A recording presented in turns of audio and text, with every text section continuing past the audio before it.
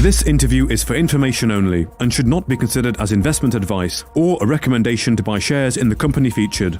Welcome to this Stock Box interview.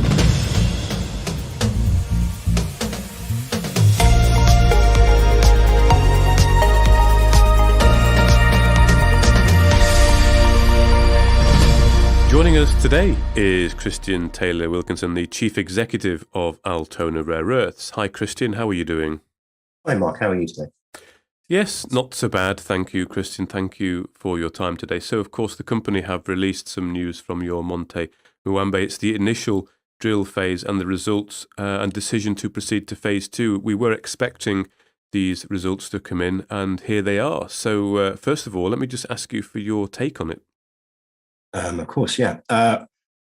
The program last year was to ascertain whether or not this old asset, which was explored about 12 years ago by another company for fluorite, would be suitable for rare earths. The results from, or the data we acquired from the exploration from 10, 12 years ago showed that there were a few holes out of the, I think, 168 they drilled with traces of rare earths in it. So it was very potential. So we drilled, which we've documented, about 40 odd holes, some diamond drilling to remove the cores and some reverse circulation to remove chips.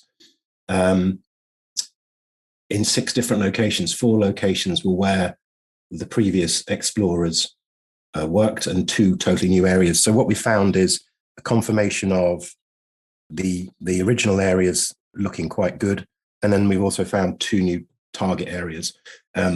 To put into context, the Muambe crater is about 4 kilometers across. So I think it's something like 20 square kilometers. It's a vast area. The previous owners sort of looked at maybe 5-8%. We've added an extra 3 or 4%. So we've still got maybe 75-80% of the crater still to explore. But what we found is a number of good intercepts, which are showing total rare earth oxide grades at sort of 2% plus, which I think for a carbonatite project is great. It's significant. I don't think it's going to be a world-class asset, but it'll certainly be a significant asset. And I think it shows early signs of, let's call it economic viability, shall we, once we've done more exploration and put together a resource estimate, which is the sort of the final target within 12 months of now. Okay, so would you say the objective then has been met on this initial exploration to prove that rare earths are existing on the site? Absolutely, yeah, totally. It's been quite nerve-wracking over the last few weeks waiting for these results to come in from Intertek. So what we've done is we've acquired a PXRF analyzer, sort of an on-site handheld analyzer. We didn't buy that to replace the results from Intertek, who's the lab in Australia who's doing the certified assay. We bought that to analyze some samples which we've kept back on site, just to allow Cedric and his team to better understand where phase 2 drilling should commence. And of course, by analyzing these samples, they've also thrown up some data, which we put in the press release today. But what we also found, importantly, that it was undercalibrated as well. And Cedric believes by about up to 25%. So in the RNS we put out today, there are 2 tables, one from the initial results from Intertek. They've only done 1 full hole and 3 partial holes. And then we've been analyzing some of the RC chip trays. So you can see the results, if you look at the 2 tables next to each other, are different. Our on-site analysis shows grade less. But if you sort of add, let's say, 20-25%, it comes around the same number. So what it's done is allowed the on-site team to start mapping out where the next drilling program should start, and that's what they've done. So it's achieved everything we set out to do. Okay. And just on the results then Christian received so far, I'm certainly not an expert on rare earth elements, but could you try to give a flavour of the results? Certainly the length looks good, but in terms of the grades, what are you seeing? What is sort of your geologist, Cedric? How is he interpreting these? Sure. So in the contract we've got with the people who own the license, which we're slowly acquiring through a farming agreement, we set a minimum tonnage for the asset and also a minimum grade of total rare earth oxide, which was 2.5%.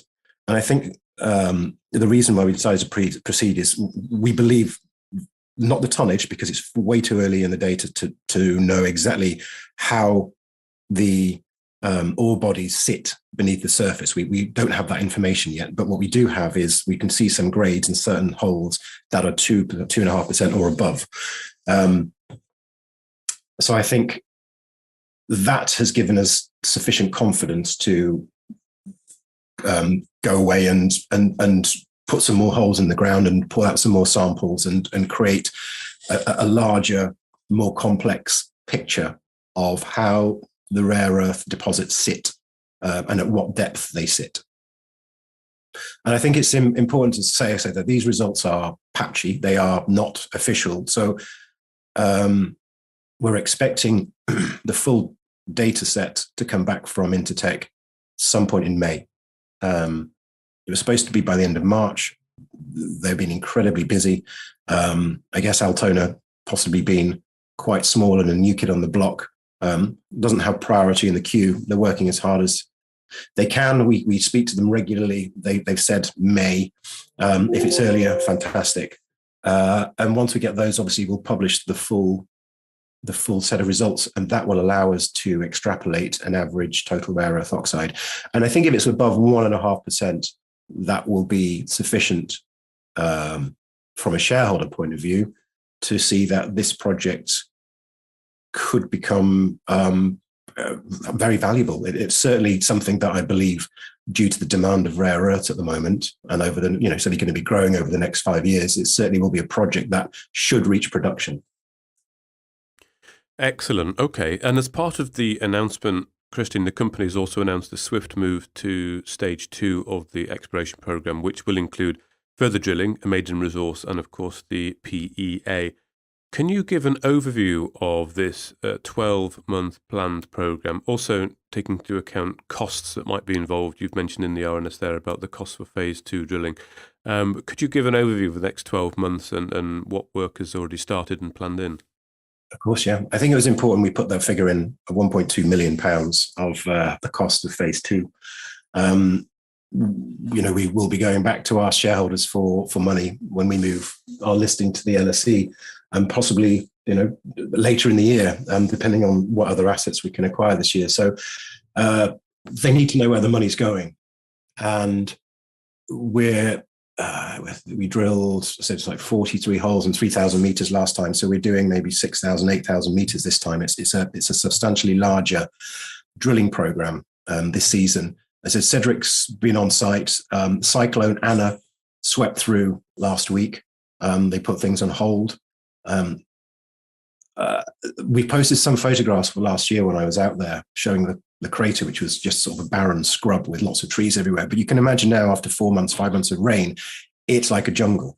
So it's quite difficult to get in and start drilling holes. So we changed the rig we're going to be using this year. They're on standby. They'll be ready to arrive in the next week, and drilling will start around the 1st of April.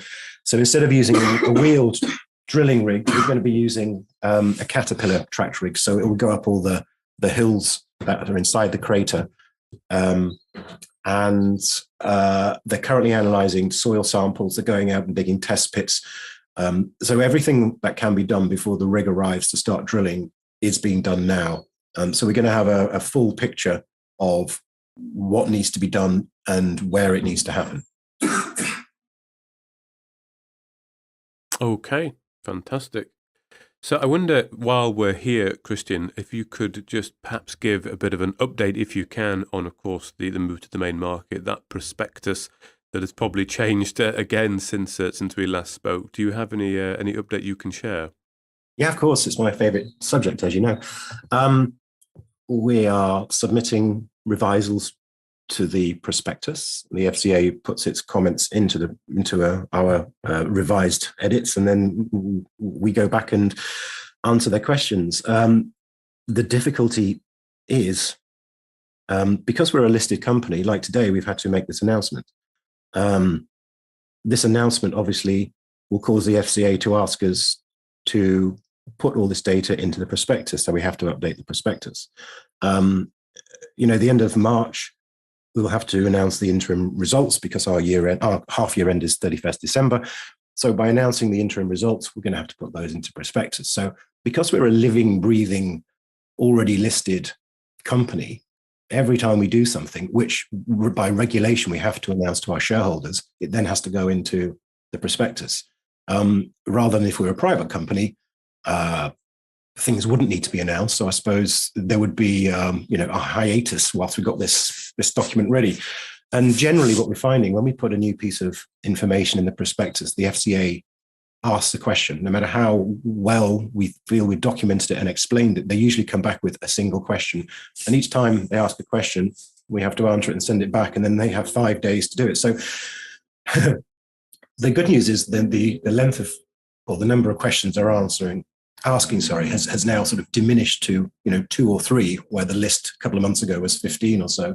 So I think we're getting there. But as long as we don't do anything significant, I'm hoping now that April will be the time that they draw a line under it, say, look, we have all the information we need, and you can proceed to list on the standard segment of the London Stock Exchange. So that's it. It's a patient process, although I'm losing my patience. But we're doing what's asked for us. I know the reasons why they're doing it. We've all seen companies list on various UK markets that possibly weren't what they said they were, and they have to be sure. So, we're working with a great team of advisors, corporate finance and lawyers and auditors. We're doing all we can, and we're doing it diligently. And so hopefully we'll get the nod in the next few weeks. Okay. Well, Christian Taylor-Wilkinson, the Chief Executive of Altona Rare Earths, thank you very much for your time. Thank you, Mark. If you enjoyed this interview, then give us a thumbs up, a like or a retweet. Subscribe to us on YouTube or follow us on Twitter and hit that notification bell to be the first to know when we release new content. There's loads of great content on our website too, across all our programs at stockboxmedia.com. Thank you for watching.